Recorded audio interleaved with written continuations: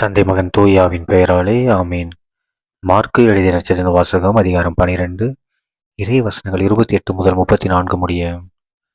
அக்காலத்தில் மறைநூல் அறிஞர்கள் ஒருவர் இயேசுவை அணுகி வந்து, அனைத்திலும் முதன்மையான கட்டளை எது என்று கேட்டார்.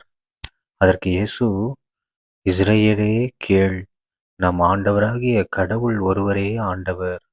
உன் முழு இதயத்தோடும், முழு உள்ளத்தோடும், முழு மனத்தோடும், முழு ஆற்றலோடும் உன் ஆண்டவராகிய கடவுளிடம் அன்பு கூர்வாயாக என்பது முதன்மையான கட்டளை.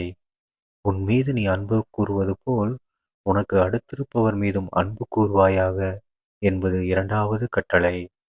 இவற்றை விட மேலான கட்டளை வேறு எதுவும் இல்லை என்றார். அதற்கு மறைநூல் அறிஞர் அவரிடம், நன்று போதகரே, கடவுள் ஒருவரே, அவரைத் தவிர வேறு ஒரு கடவுள் இல்லை என்று நீர் கூறியது உண்மையே.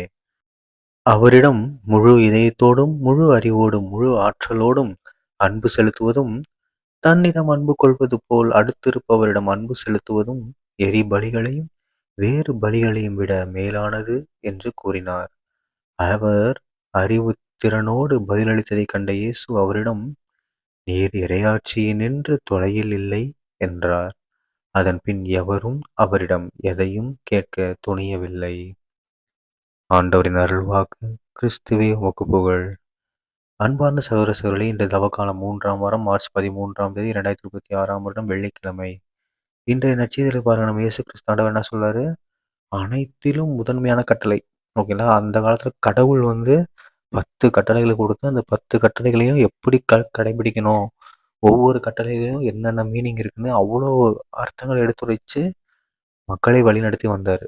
ஆனா அதுக்கப்புறம் ஏசப்பா, அதாவது கடவுள் மனிதனாக பிறந்த பின்னாடி ஒரே கட்டளை, அந்த ஒரே கட்டளையில எல்லாமே அடங்குற மாதிரி சொல்லிட்டாரு. ஓகேங்களா? ஸோ அதுவும் பாருங்க, அந்த கட்டளை என்னது, கடவுள் மேல அன்பு செலுத்தணும். ஆனா சாதாரணமா சொல்லலைங்க. என்ன சொல்றாரு? முழு ஆற்றல், முழு இதயம், ஃபுல் ஹார்ட். ஓகேங்களா? உங்க முழு இதயத்தோட, அரைக்குறை இதயத்தோட கிடையாது, முழு இதயத்தோட, முழு உள்ளத்தோட, ஓகேங்களா, முழு மனதோட, அதே மாதிரி முழு ஆற்றல், ஃபுல் ஆற்றலும் கொடுக்கணும். அதை விட்டு ஐயோ டயர்டாக இருக்குது, கொஞ்சம் மட்டும் ஒரு வேளை இந்த மாதிரி மட்டும் சொல்லிட்டு தூங்கிடலாமா அப்படின்னு நினைக்கக்கூடாது. முழு ஆற்றல் உங்களுக்கு என்னென்ன முழு ஆற்றல் இருக்குது, திடீர்னு நாய் துரத்துனா ஓட மாட்டிங்களா? ஸோ அந்த அளவுக்கு ஃபுல் பவர், முழு ஆற்றலோடு நம்ம கடவுள் மீது அன்பு செய்யணும். அது மட்டும் இல்லாமல் அடுத்த இருப்பவர்கள் மீது அன்பு செய்வோம். இதுதான் கடவுள் ஏசப்பா கொடுத்த மிகப்பெரிய கட்டளை. அதை நம்ம கீழ்ப்படிந்து அவருக்கேற்ற மகனாக மகளாக வாழ்வோம். சரிங்களா? தந்தை மகன் தூயாவின் பெயராலே ஆமீன். இயேசுவே புகழ், இயேசுவே நன்றி, மரியே வாழ்க, இயேசுவின் ரத்தம் ஜெயம், அல்லேலூயா, பிரைஸ் தி லார்ட்.